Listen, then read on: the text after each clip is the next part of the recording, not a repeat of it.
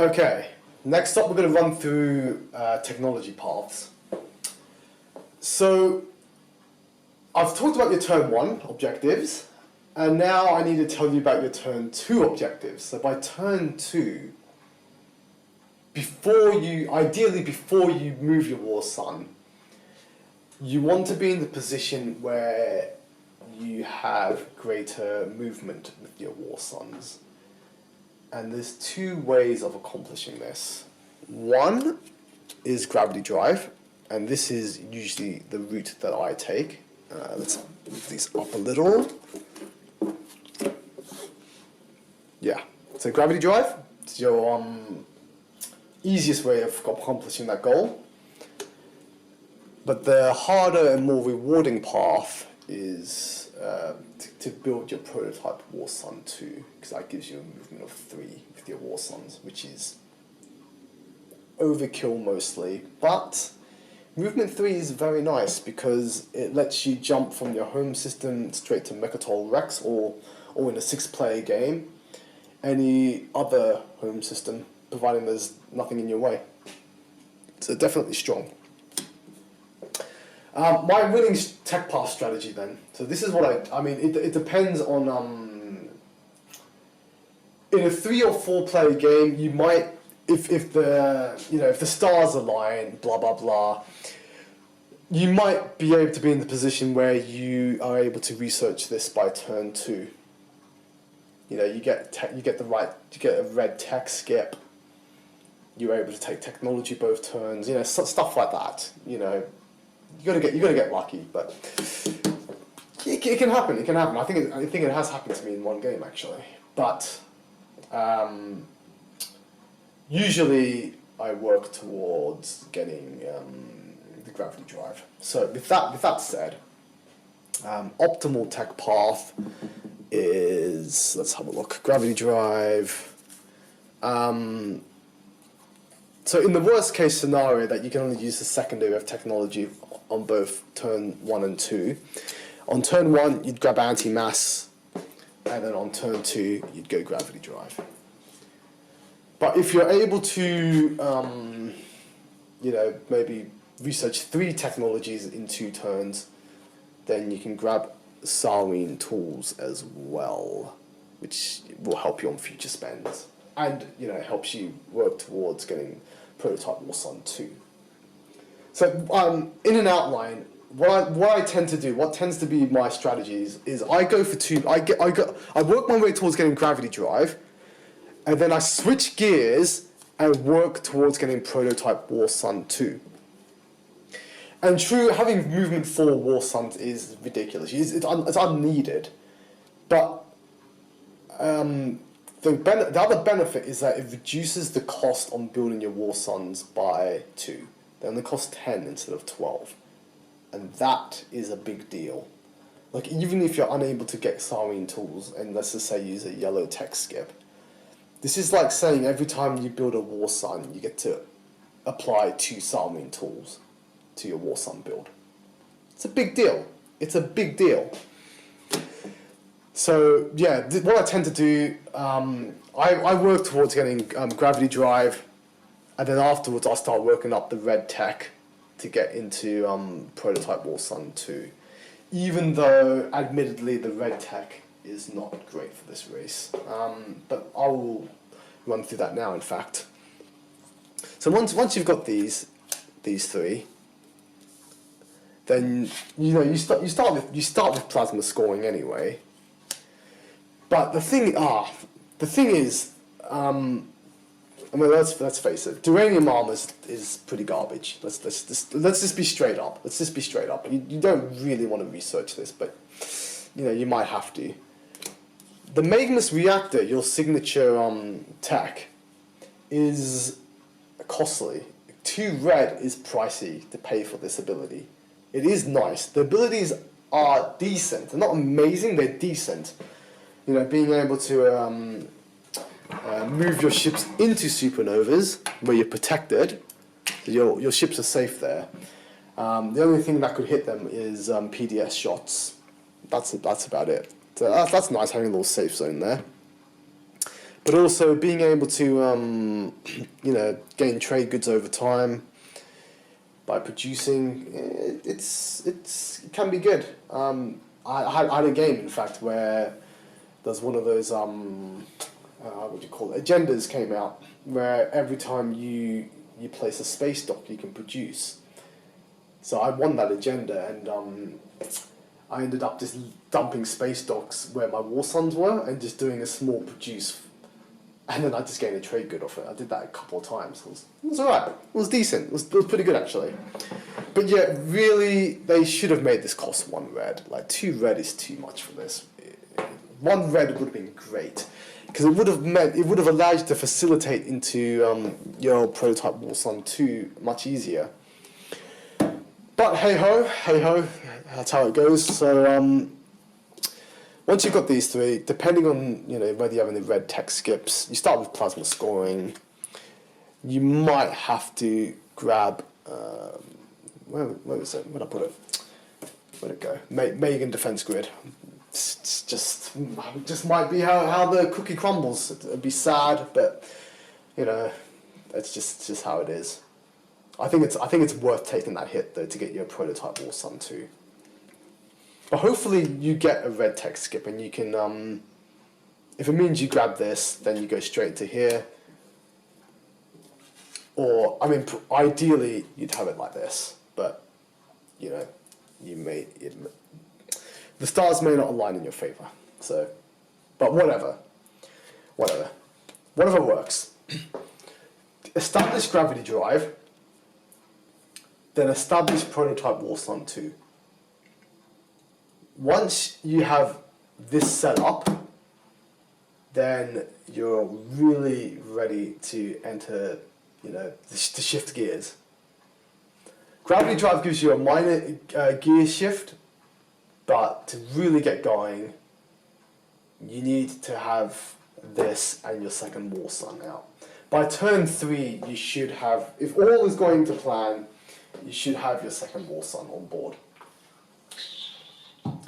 Maybe have one of them defending your home system and one just roaming around. Maybe even on Metacol Rex. Mechatol Rex, sorry. But yeah, but this is your ideal tech path. Get to gravity drive, then get to prototype War Sun 2. If you're lucky enough, go straight into War Sun 2. But you need to have the movement boost by turn 2. That is pretty much non-negotiable. And like I said, if that means you secondary turn 1, secondary of tech turn 2, that's what you do. You just grab these 2. And then you work towards this later on. But yeah. But after you have this set up, once you have your prototype War Sun 2 and you know you can produce War Suns for 10 or even 9 starring tools, you're happy days, you're in a good position. And from here, so this is what I would call your sort of core tech. Once you've got this, you can start branching out a bit. And there's a couple of options, which I will run through now. The one option is the PDS route. You know, you already have plasma scoring. So grabbing PDS2 and Graviton laser system can be good. Especially because you struggle on command tokens. So being able to litter the board with PDSs allows you to get extra firepower without having to commit to your fleet pool, which is often going to be at about 2 or maybe 3, probably 2 for the first 3 to 4 turns. Probably be on about 2. Towards the end game, maybe you'll get up to 3 or 4, but yeah, no, PDSs are good. PDSs are good for you, so that's definitely a strong option. Getting the laser system and the PDS2. And if you do have time and you do that, then that opens up the possibility of Space Dock 2 as well, which is decent. It's overlooked, but yeah, Space Dock 2 can be strong. Especially on your home system, you can produce up to 8 units. That's really good. You can get a bunch of, you can build a War Sun and 6 fighters or something, or a combination of fighters and ground force. with Space Dock 2, you could do War Sun, a destroyer, and six of the fighters or ground force. So yeah, this is an option. This is one possible route that you can take. I don't tend to go for the Space Dock 2 though, but it's there. It is there for you. That is one option. Another option is to go heavy on blue and work your way towards these two, Lightwave and even Carrier 2. It gets an honourable mention.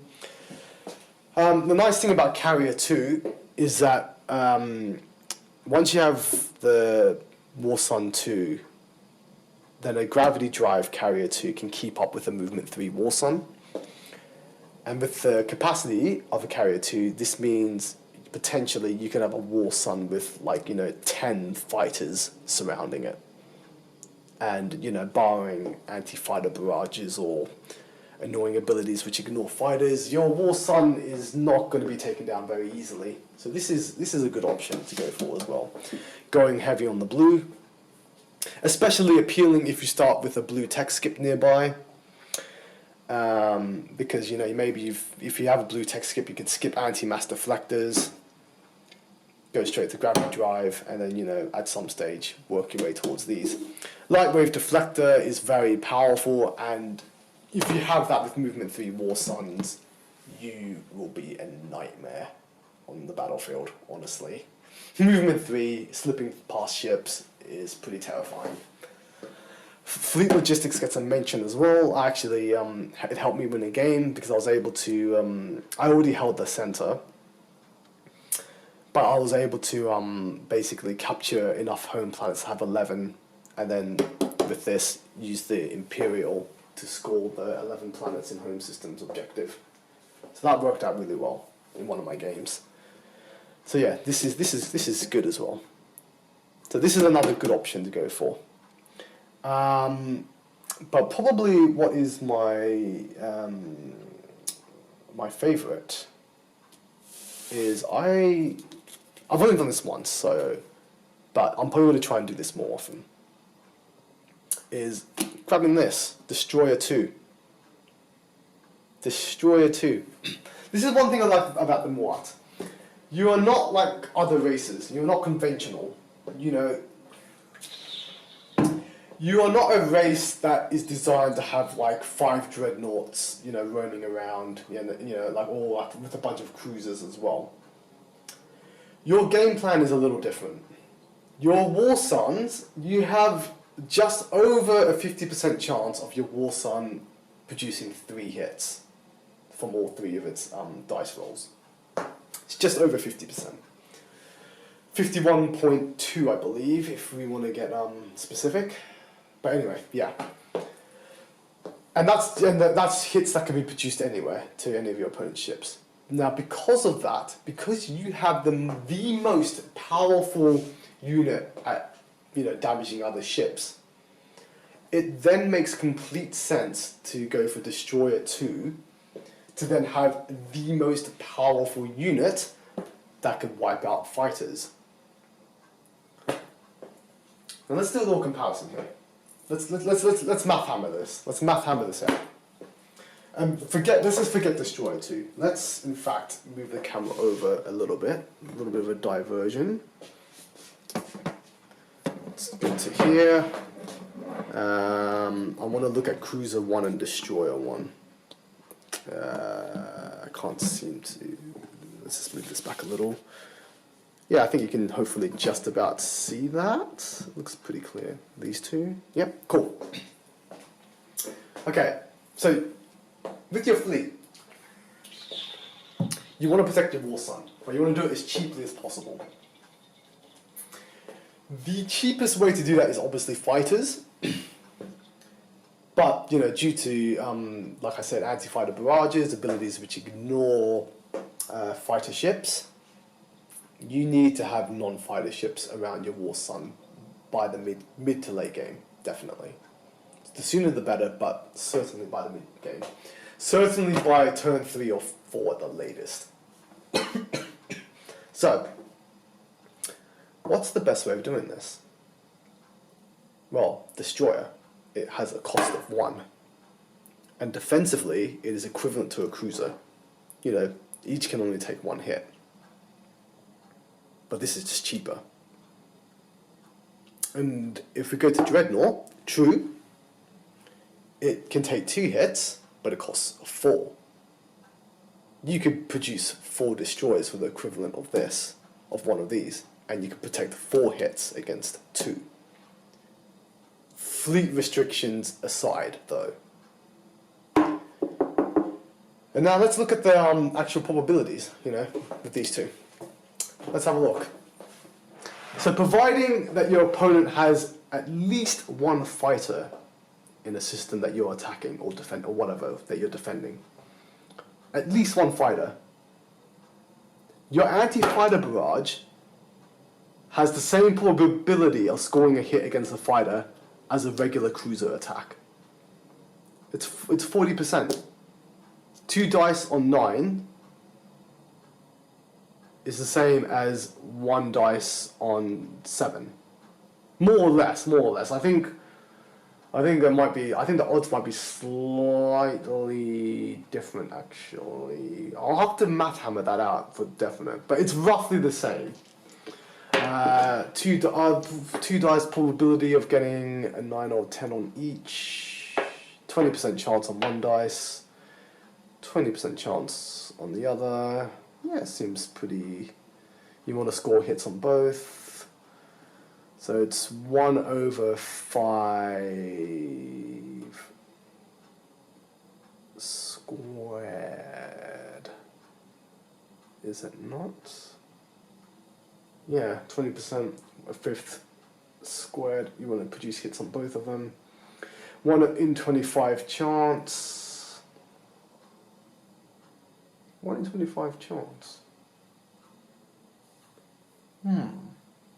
I'm getting carried away. I'm getting so carried away. 1 in 25.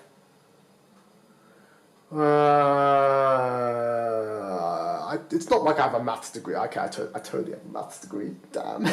This is embarrassing. Okay, I'll have to run the numbers later because I'm a bit overwhelmed right now. But okay, it's roughly, it's very similar. But the thing with the destroyer is that you also have, you know, this is only taking into account the Anti-Fighter Barrage versus this regular. But if the Anti-Barrage fails, or whatever, you also have the regular 20% from the combat on top. So roughly speaking, you have a 60% chance of landing a hit against a fighter, against 40%. This is cheaper. Both serve to take 1 hit for your war sun. Destroyers are superior to cruisers for your race. They have the same movement as well. So once you have gravity drive, it can keep up with your, one of them at least, can keep up with your war sun. If it moves the full 3, which often you probably won't be doing. And obviously once you upgrade your destroyers, once you have Destroyer 2, I mean this just gets nasty. Because this is what you want with you want quick, decisive wins with your war sun. You don't want to be hanging around taking damage. You know, your war sun is designed to just end battles quickly. And Destroyer 2 is the most damaging, offensively damaging unit that you can produce when dealing damage against fighters. And often the case, you know, people will sport fighters.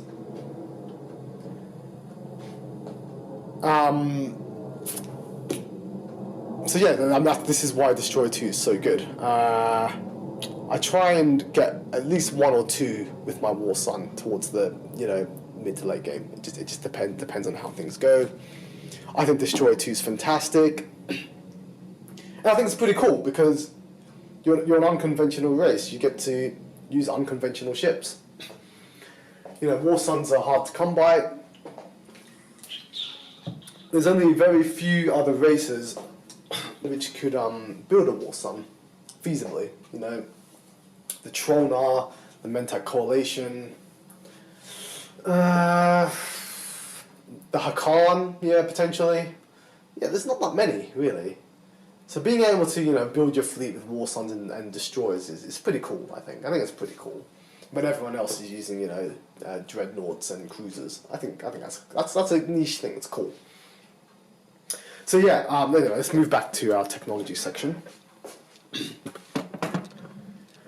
So once you've got this middle thing, I like to go for Destroyer 2, and again potentially go into PDS 2, Destroyer 2, maybe the graviton laser system.